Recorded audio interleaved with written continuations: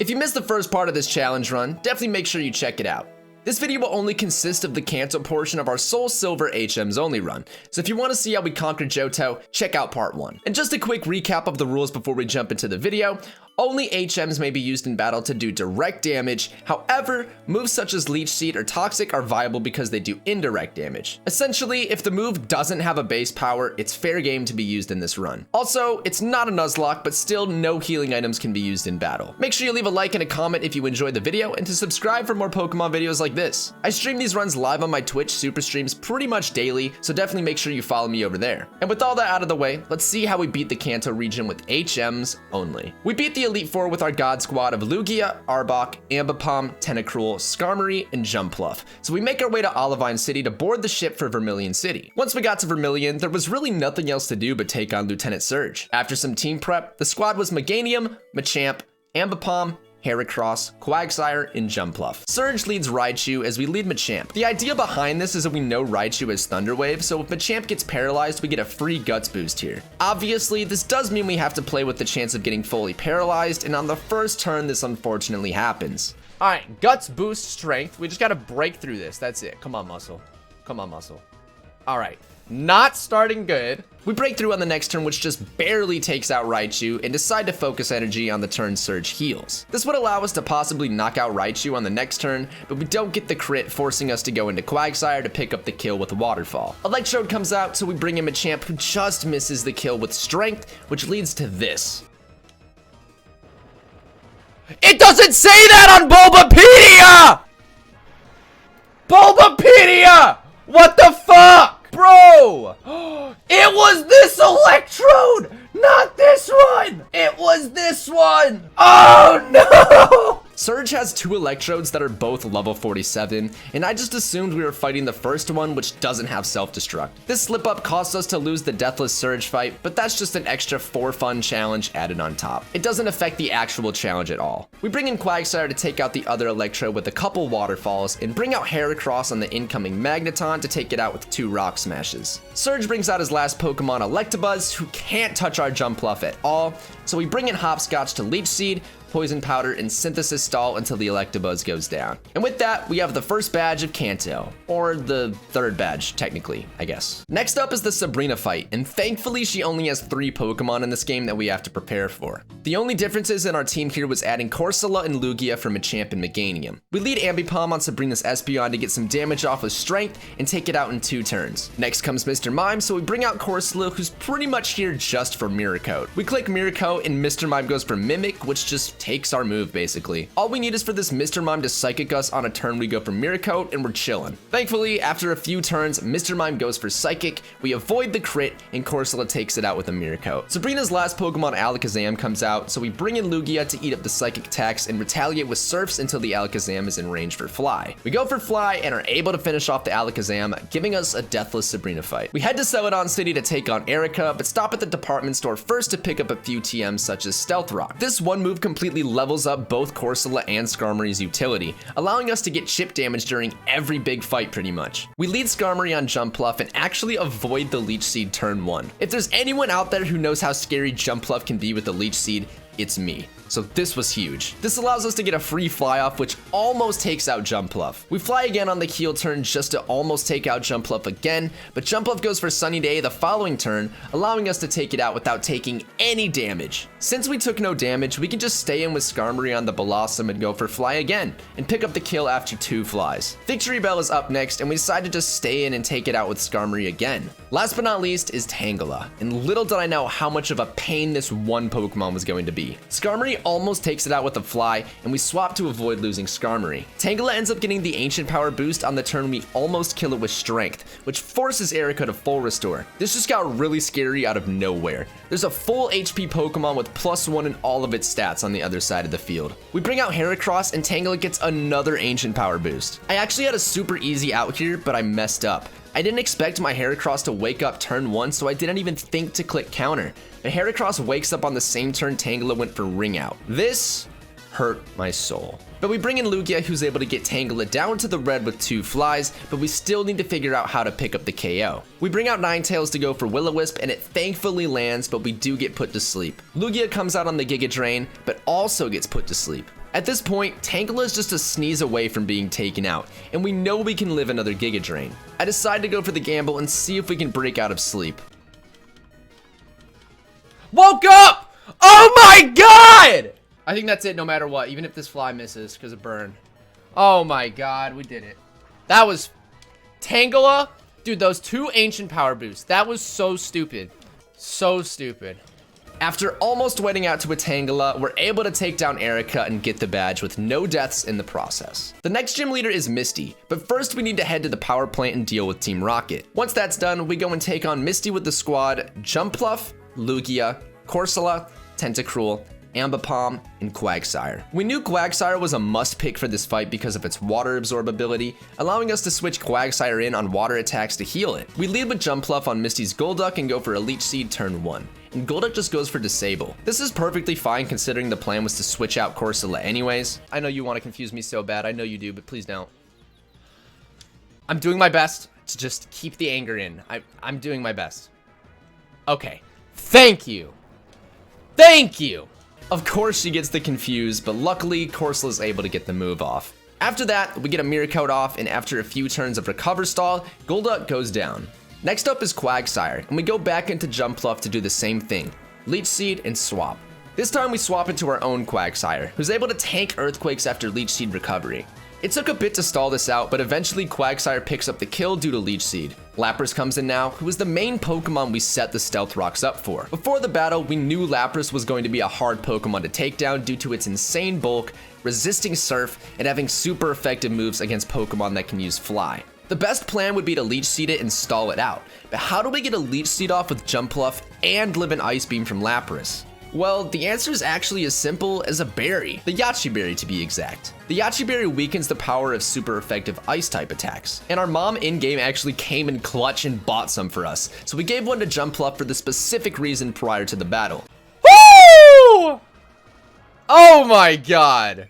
Jumpluff lives the hit with 6 health left. What an actual legend. With the Leech Seed now up, we're able to protect once with Jumpluff and swap to Tentacruel to eat up the incoming Ice Beam. We get Lapras to the red, but Misty just uses a full restore. Eventually, we swap to Corsola, who's able to stall Lapras out with Leech Seed damage for the kill. And now for the last Pokemon, Starmie. Earlier against the Lapras, Tentacruel was able to set up 2 layers of Toxic Spikes to help out more with this Pokemon. Ambipom comes in, and the Starmie is poisoned upon entry. After a few strengths and poison damage, Starmie goes down and we get the gym badge. The next gym was Brock, which we really weren't worried about at all. We get a huge break here considering Surf is a super effective move on the gym's typing. We lead Tentacruel on Brock's Graveler and just one-shot it with a Surf. Same thing goes for Rhyhorn and Onix as well. Next up is Kabutops, so we bring out Arbok to get the Intimidate and go for a Glare. But we get flinched by Rock Slide, unfortunately. We bring out Quagsire to go for a Yawn, and I totally forgot about Kabutops having Giga Drain, so we lose Quagsire to a crit Giga Drain. I'm like 99% sure that crit mattered. Kabutops has piss poor special attack, but no worries. Just thank God it's not a Nuzlocke. We bring in Arbok to get one more Intimidate, and then swap into Tentacruel to pick up the kill with 2 Surfs. And lastly, Omastar comes out and we just knock it out with 2 Surfs again. I really should have just stayed in with Tentacruel, but whatever, we still got the badge. Now we head to Fuchsia City to take on Janine. I meant to lead off with Corsola on Janine's Crobat, but I led with Tentacruel on accident. We swap into Corsola and get the Stealth Rocks up, then swap into Arbok to get the Intimidate and go for Glare. We then bring in Ambipom, and Crobat gets paralyzed on the same turn. So sick. We take Crobat out after 2 strengths, and next up is Weezing. We bring in Skarmory to eat up the possible explosion and start setting up spikes. Weezing really can't touch us at all, so the whole goal here was to just bait out explosion, and on the next turn, Weezing does just that. Next is one of Janine's 2 Ariados, and we're able to take it out with 1 strength from Ambipom after the Stealth Rock damage. Skarmory completely walls Venomoth, so we bring it in to go for Fly, but it misses due to Venomoth going for Double Team. We go for Fly again the next couple of turns, but it misses each time, and on each turn Venomoth goes for Double Team. We're definitely in a scary situation here. We swap to Lugia to set up a Light Screen and go for Fly, but miss again. In order to avoid the Lugia death, I decide to try my luck at landing a Strength with Ambipom, but of course, well, we miss. I bring in Skarmory again to go for Fly, and this happens. Now we hit it! Well, at least we hit it at all, right? We leave Skarmory in on the last Ariados and just take it out with a Fly to seal off the win. We surf south from Pallet Town, past Cinnabar Island, and into Blaine's gym. Our team for this fight was Tentacruel, Lugia, Ninetales, Ambipom, Corsola, and Quagsire. We lead Tentacruel on Macargo and just take it out with one Surf. Next up is Magmar, and Tentacruel barely one-shots it with a Surf, allowing Magmar to get a Confuse Ray off and for Blaine to heal the next turn. Tentacruel breaks out like the legend it is and surfs, but Blaine just heals again. But finally, Tentacruel picks up the kill with Surf, but with too little HP remaining to help take on Rapidash. No worries though, we just bring in Corsola to eat up the Rapidash bounce and knock it out with 2 Surfs. This really surprised me. We were 9 levels under and even Corsola was able to 2-shot a Rapidash with Surf. Kinda blew my mind. It was time for the final gym battle, the blue fight. And this was easily the hardest gym fight out of both of the regions. This fight actually took me 3 attempts total to beat, and we'll just take a look at the winning attempt. We lead off with Skarmory on Exeggutor to get Spikes and Stealth Rocks set up rather safely. We get the rocks up, but after the Trick Room, we're outsped on the next turn and Exeggutor gets a Hypnosis off. We get super unlucky with the sleep turns, which forces us to Panic Roost in order to live the next Psychic. Trick Room ends that turn, so we go for Fly being faster, resulting in us going second the next turn after the Trick Room. This gave us a free Fly basically with no risk of taking damage.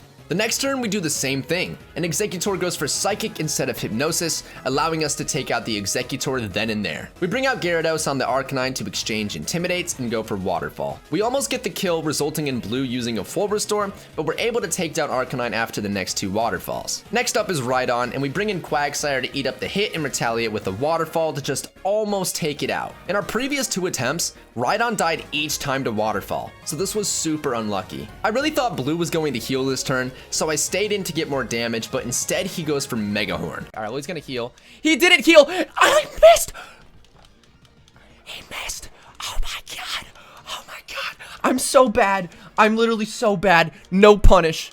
That was probably one of the luckiest moments in the entire run, to be honest. With Mega Horn missing, we're able to take Rhydon out with Quagsire. Next up is a huge threat, Machamp. We send in Gyarados to get the Intimidate and bait the Thunder Punch, then swap to Quagsire the next turn to eat it, but instead Machamp goes for Stone Edge. The reason our plan didn't work here is because Gyarados was at low enough HP to where the AI had a decision between moves, rather than just purely going for the 4-time super effective move. Thankfully, Quagsire still resists Stone Edge, so we hang on. We knew Machamp would either EQ or Dynamic Punch here, so we go back into Gyarados to get another Intimidate off. With Machamp at low enough attack, we can bring in Skarmory to get a huge amount of damage off with Fly, but Blue just ends up healing anyways. We bring in Jumpluff on the EQ to go for Leech Seed, but Machamp takes it out with a crit Stone Edge. At least now we get a free switch into Lugia, who goes for Fly and takes it out in one shot. Gyarados comes in, and this one in particular loves to go for Dragon Dance. We bring in our Gyarados to get the Intimidate and start going for Strength simply to chip it down. Gyarados does just as expected and starts Dragon Dancing and eventually takes out our Gyarados. But Gyarados is left at low enough HP for Lugia to come in and take it out with a Fly. All we have to do is live in Ice Fang and not miss Fly. Luckily for us, neither of those things happen and Gyarados goes down. Now for the final Pokemon, Pidgeot. I let Lugia go down after getting off some damage to let Ambipom come in for free and go for Strength. We get Pidgeot super low, but of course Blue just heals. This forces us to go for Strength to get enough damage off in order for Skarmory to come in and get the kill with Fly. However, Skarmory is paralyzed and Pidgeot has Air Slash. We go for Fly in hopes of not getting flinched, and of course, we get flinched. Oh my god, I want to punch you in the face, bro! This meant that we really had only one turn to either win or lose this battle. Skarmory is able to avoid the flinch, but we still have one possible obstacle, paralysis. Skarmory, don't get paralyzed. If you get paralyzed, I'm gonna throw my controller. This is a brand new controller. I do not want to throw it, but I will have to. Thank you! Oh my god. Finally! Fucking finally, bro. Airplane the Skarmory clutched up and was able to take down Pidgeot to secure us the 8th gym badge in Kanto. Now there was only one more fight in the game to prepare for, and it's the only fight harder than this one, Red. After reaching the summit of Mount Silver, it was time to take on Red. Once again, this fight took me way more than one attempt. It actually took me 5 attempts to beat Red. The combination of his Pokemon and the sheer amount of coverage made it really tricky to play around, and this is how we did it. We decided leading Quagsire on Pikachu was the best idea because we can always knock it out with 2 Surfs. It's much better to Surf here rather than Waterfall because of Pikachu's static ability, and if we go for Surf, we play around that completely. Pikachu really can't touch Quagsire, so we take it out easily after 2 Surfs. Red brings in Venusaur next, to which we go Lugia. We go for Fly and just barely kill the Venusaur, forcing Lugia to eat a Sludge Bomb plus Hail hail damage. Red uses a full restore, but thankfully Lugia gets the KO with Fly that next turn. Lapras comes out next, so we swap into Machamp, who absolutely needs to two-shot this Lapras, or it's going to be really hard to do so. We go for Rock Smash, and it does just a little over half HP, but we get the luckiest defense drop, allowing us to kill with Rock Smash on the next turn after tanking a Blizzard. Charizard comes out, so we bring in Lugia to go for Surf, which does a little more than half HP again. Lugia ends up tanking a Flare Blitz from Charizard, allowing us to knock it out with Surf on the following turn. Red now has only 2 Pokemon left, and we haven't even lost Mon yet. Snorlax comes out next, so we bring in Jumpluff to get the Leech Seed off. Once again, prior to this battle, we knew that we needed to Leech Seed the Snorlax to take it out. But the Snorlax has Blizzard, so of course we needed to put another Yachi Berry on Jumpluff. This meant that we could Leech Seed and live a Blizzard, but we get frozen unfortunately. We then swap to Skarmory to tank hits from Snorlax and stall turns of Leech Seed. We go for Fly, and after the hail damage, Snorlax goes down. Now it's just one more Pokemon standing in the way between us and a completed challenge run, Blastoise. And thankfully we had a set plan ready to take this Pokemon out. Before the battle, we gave Corsola a Chople Berry, which would allow it to tank a Focus Blast from Blastoise and go for a Miracle. This is how it played out. Chople Berry pops. No crit or anything. No crit, no crit, no crit. End this battle. End this shit right now. End it! I think that's it. Come on, baby. Let's go! Let's fucking go! We did it! We did it! And with Blastoise down, Red has been beaten, and so is the Pokemon Soul Silver with HM's only challenge run. If you enjoyed this video, make sure you leave a like and a comment. It really does help a lot. Also, make sure you guys subscribe to my YouTube for more Pokemon challenges and Nuzlocke videos. Oh yeah, if you don't follow me on Twitch, you're definitely missing out on content. You should, like, get on that. But yeah, thanks for watching. Peace.